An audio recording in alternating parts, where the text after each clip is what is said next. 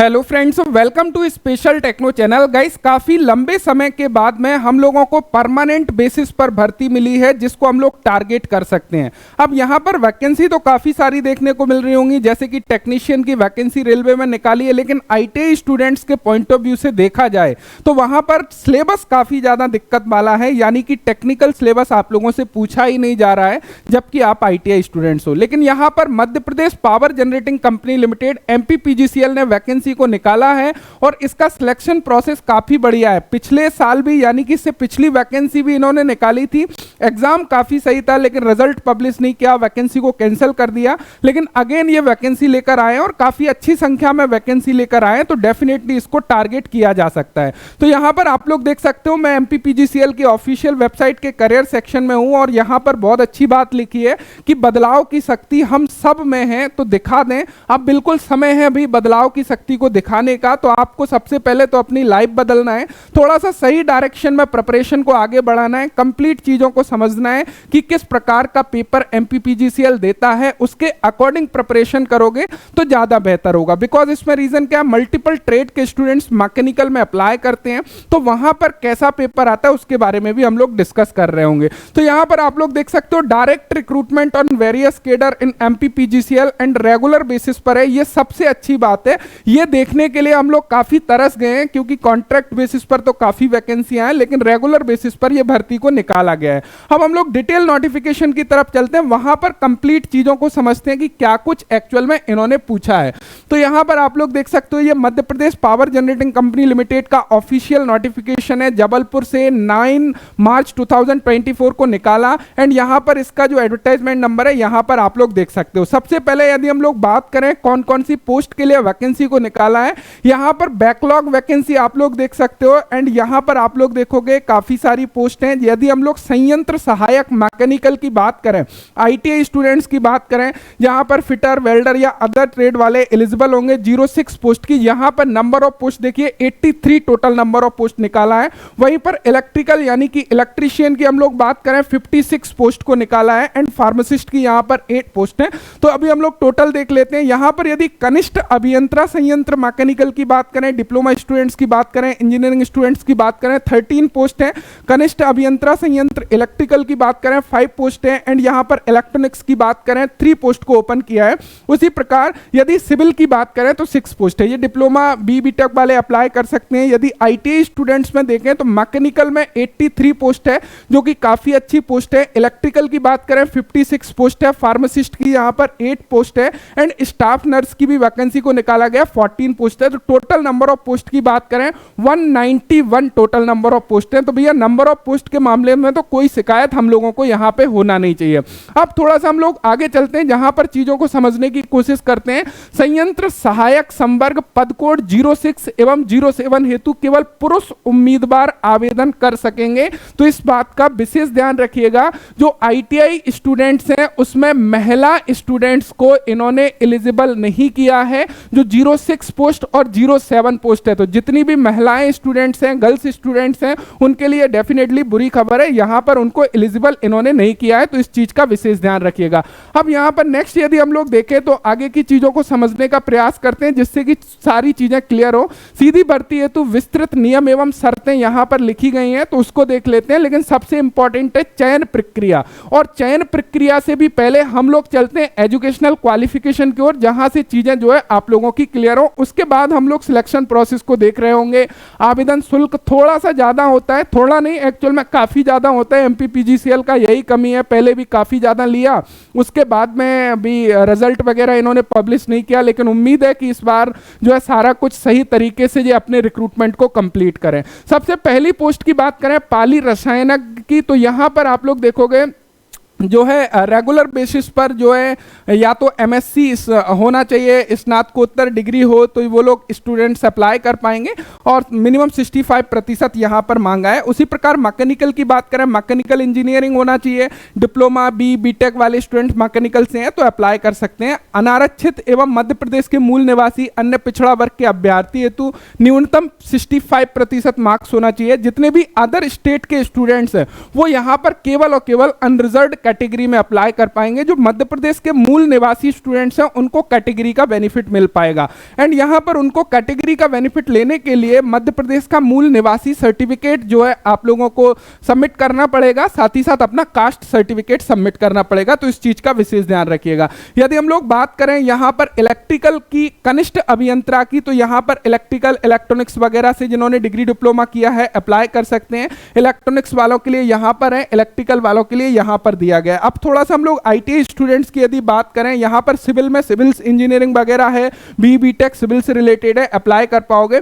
यहाँ पर मिल जाता है संयंत्र सहायक मैकेनिकल। अब इसको थोड़ा सा समझ लीजिएगा, हम बात करें 06 पोस्ट की, यहाँ पर टोटल 83 नंबर ऑफ पोस्ट निकाला गया है। राज्य शासन अथवा भारत सरकार द्वारा मान्यता प्राप्त शिक्षा मंडल से हाई स्कूल परीक्षा उत्तीर्ण होना चाहिए। साथ ही साथ मशीनिस्ट, फिटर, वेल्डर ये जो है, या फिर एचपी वेल्डर है, मैकेनिकल पंप है, मैकेनिकल वाहन मोटर मैकेनिक है, डीजल मैकेनिक ट्रेड में आप लोगों ने मध्य प्रदेश शासन या भारत सरकार द्वारा मान्यता प्राप्त संस्थान से रेगुलर बेसिस पर आईटीआई होना चाहिए। यानी कि समझ में आ रहा है, आपका 10th क्लास कंप्लीट हो और उसके बाद में यदि आपने मशीनिस्ट, फिटर, वेल्डर या HP welder, mechanic pump, mechanic वाहन या मोटर मैकेनिक, इन किसी भी ट्रेड से आईटीआई किया हुआ है, इवन डीजल मैकेनिक से, तो आप यहां पर एलिजिबल हैं। एससीबीटी वाले भी अप्लाई कर पाएंगे और एनसीबीटी वाले भी अप्लाई कर पाएंगे। दोनों को ही एमपीपीजीसीएल एलिजिबल करता है। तो यहां पर अब बात आती है, देखो अब यहां पर क्या है, एक ही पोस्ट है संयंत्र सहायक मैकेनिकल, और जो सभी ट्रेड वाले स्टूडेंट्स हैं वो यहां पर एलिजिबल है। तो जो क्वेश्चन पेपर बेसिकली बनता है, चाहे आप फिटर से आईटीआई किए हो, मशीनिस्ट से किए हो, वेल्डर से किए हो, ये मैकेनिकल के अंदर जितनी भी ट्रेड आती हैं उनके अंदर कुछ कॉमन चैप्टर होते हैं, वहां से ज्यादा क्वेश्चन इंक्लूड करता है एमपीपीजीसीएल। जैसे कि पिछली बार भी हम लोगों ने प्रिपरेशन कराई थी, काफी बढ़िया जो है रिजल्ट आप लोगों का गया था, लेकिन वो अटक गया, वो एक अलग बात है। अब यदि हम लोग नेक्स्ट देखें, यहां पर क्या बोल रहे हैं, अनारक्षित एवं मध्य प्रदेश के मूल निवासी अन्य पिछड़ा वर्ग के अभ्यर्थी हेतु न्यूनतम 65% अंक होना चाहिए आपके आईटीआई में। एंड यहां पर बाकी चीजें जो कैटेगरी वगैरह से बिलोंग करते हैं उनके लिए छूट है। इलेक्ट्रिकल में भी सेम थिंग है, यहां पर 07 जिसमें 56 टोटल नंबर ऑफ पोस्ट है। राज्य शासन अथवा भारत सरकार द्वारा मान्यता प्राप्त शिक्षा मंडल से आप लोगों का 10th क्लास कंप्लीट होना चाहिए। यदि हम लोग ट्रेड की बात करें, इलेक्ट्रॉनिक्स, इलेक्ट्रीशियन, वायरमैन एवं इंस्ट्रूमेंटेशन ट्रेड, ये ट्रेड वाले स्टूडेंट इलेक्ट्रिकल में जो है अप्लाई कर पाएंगे, संयंत्र सहायक इलेक्ट्रिकल में। क्लियर है। अब यदि नेक्स्ट हम लोग देखें तो यहां पर औषधि संयोजक फार्मासिस्ट की बात करें तो यहां पर 10+2 आप लोगों का कंप्लीट होना चाहिए। 12th विज्ञान संकाय परीक्षा 12th जो है आपका विज्ञान से होना चाहिए, तो वो लोग यहां पर जो है अप्लाई कर पाएंगे, तो वो देख सकते हैं। स्टाफ नर्स की बात करें तो यहां पर स्टाफ नर्स वगैरह की भी जो है आप लोग देख सकते हो। तो ये सारा कुछ है। तो यहां पर आईटीआई स्टूडेंट्स को सारी चीजें जो है क्लियर हो गई होंगी। अब थोड़ा सा हम लोग इसके सिलेक्शन प्रोसेस को समझ लेते हैं कि बेसिकली हम लोगों को एजुकेशनल क्वालिफिकेशन समझ में आ गया, जो स्टूडेंट्स एलिजिबल उनको क्लियर हो गया कि हम एलिजिबल है, यदि आपने इन ट्रेड से आईटीआई किया है तो अपने रिलेवेंट पोस्ट में जो है अप्लाई कर दोगे। लेकिन सिलेक्शन प्रोसेस बेसिकली क्या होगा उसको थोड़ा सा समझना बेहद जरूरी है।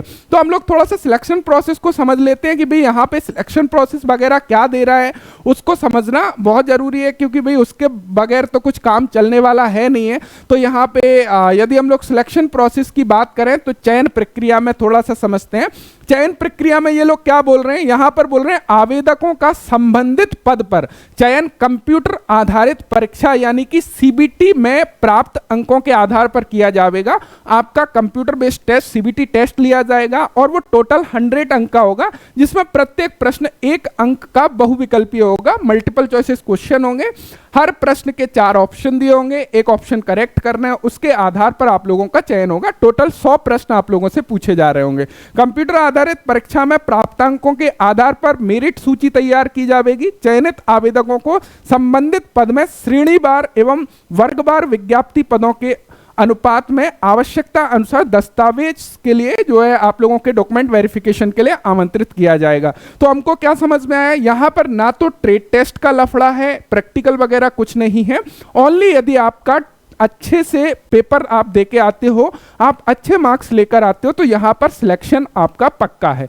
क्योंकि एमपीपीजीसीएल का एक ही स्टेज होता है आपका रिटन एग्जामिनेशन, यदि उसमें अच्छे मार्क्स हैं उसके बाद में डॉक्यूमेंट वेरिफिकेशन, देन आपका ज्वाइनिंग, राइट। तो यहाँ पे ये चीज क्लियर है। अब कंप्यूटर आधारित परीक्षा को थोड़ा सा समझ लेते हैं कि भैया क्या है, कहां पर आयोजित की जाएगी। तो मध्य प्रदेश राज्य के शहरों में जो आयोजित की जाएगी, जबलपुर, भोपाल या अलग अलग जगह पर इसके सेंटर होंगे जहां पर आपको पेपर देने जाना पड़ेगा। एंड यहां पर क्लियर बोला कि आवेदकों को ऑनलाइन आवेदन पत्र में विवरण भरते समय दिए गए परीक्षा शहर के विकल्पों में से अपनी इच्छा अनुसार जो है शहर को चूज कर लेना है, उसके अकॉर्डिंग आप लोगों को टेस्ट सेंटर मिल जाएगा।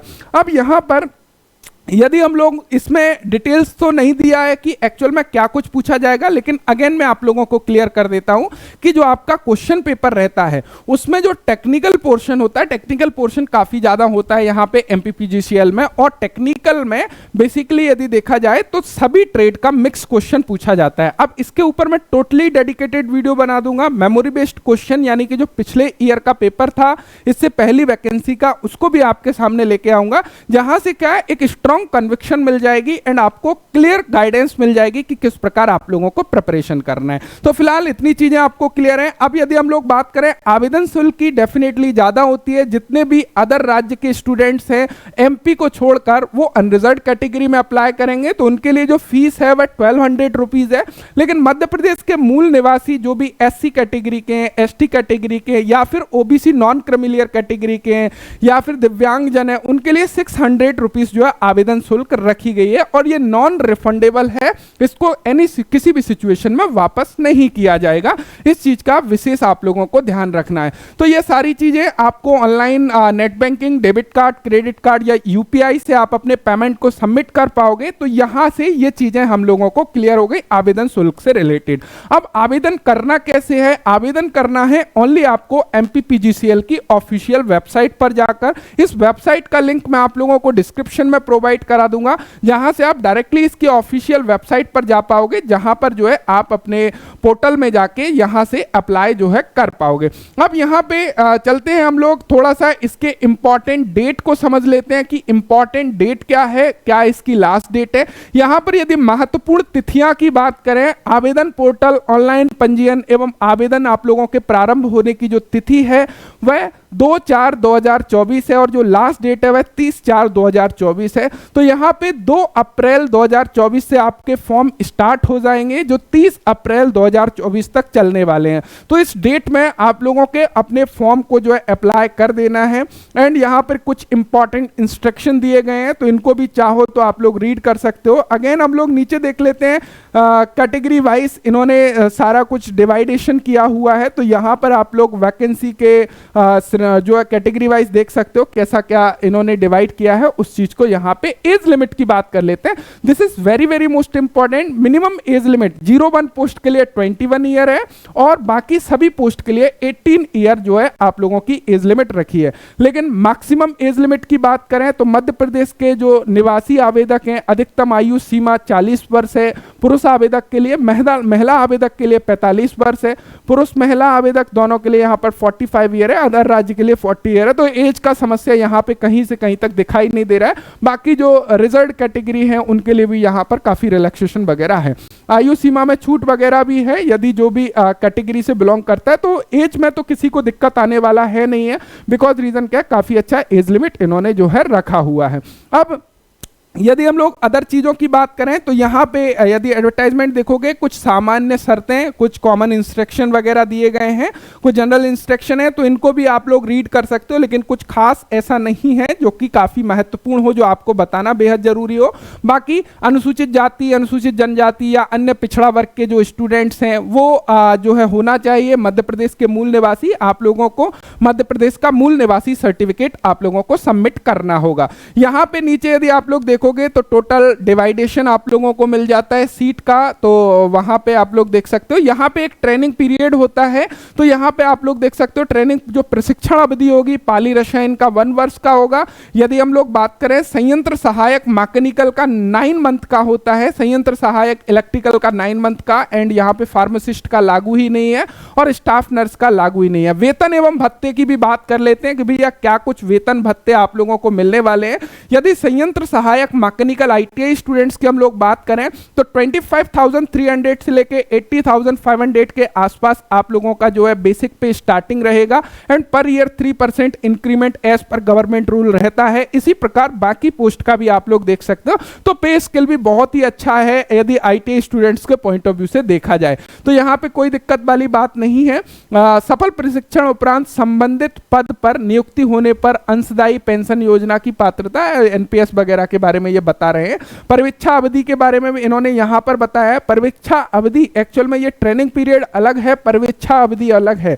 प्रोविजनल पीरियड का मतलब ये नहीं है कि आपको प्रोविजनल पीरियड जब चलेगा उस दौरान आप लोगों को फुल सैलरी फुल सुविधाएं मिलती हैं। प्रोविजनल पीरियड का मतलब है स्टार्टिंग पीरियड का कुछ फेस, जैसे कि यहाँ पर देखोगे सभी पोस्ट के लिए 3 ईयर का प्रोविजनल पीरियड है। प्रोविजनल पीरियड मतलब उस दौरान यदि आपके जो भी डॉक्यूमेंट वेरिफिकेशन हुआ है या फिर पुलिस वेरिफिकेशन हुआ है तो उस दौरान यदि कुछ भी पाया जाता है तो कंपनी आपको टर्मिनेट कर सकती है, हटा सकती है, या लड़ाई झगड़ा या कुछ भी अलग इस प्रकार का कुछ केस पाया जाता है उस सिचुएशन में।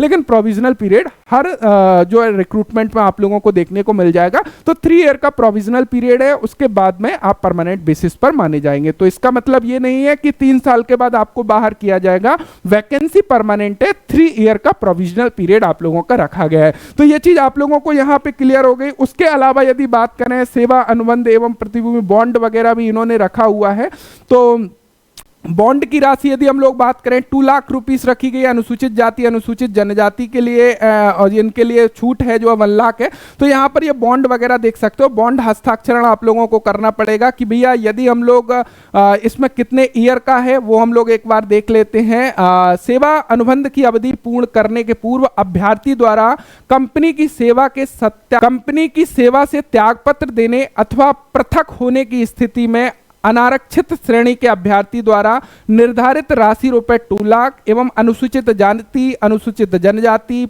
अन्य पिछड़ा वर्ग या फिर अदर कैटेगरी के जो स्टूडेंट्स हैं उनके लिए 1 लाख रुपीस जो है दे होगी। और ये जो अवधि रखी गई है वह 3 ईयर की अवधि रखी गई है, यानी कि 3 साल आप लोगों को सर्विस देना अनिवार्य होगा। यदि आप लोग 3 साल सर्विस नहीं देते हो तो आप लोगों को जो कैटेगरी वाले स्टूडेंट्स हैं 1 लाख रुपीस, अनरिजर्व्ड कैटेगरी को 2 लाख रुपीस देना होगा।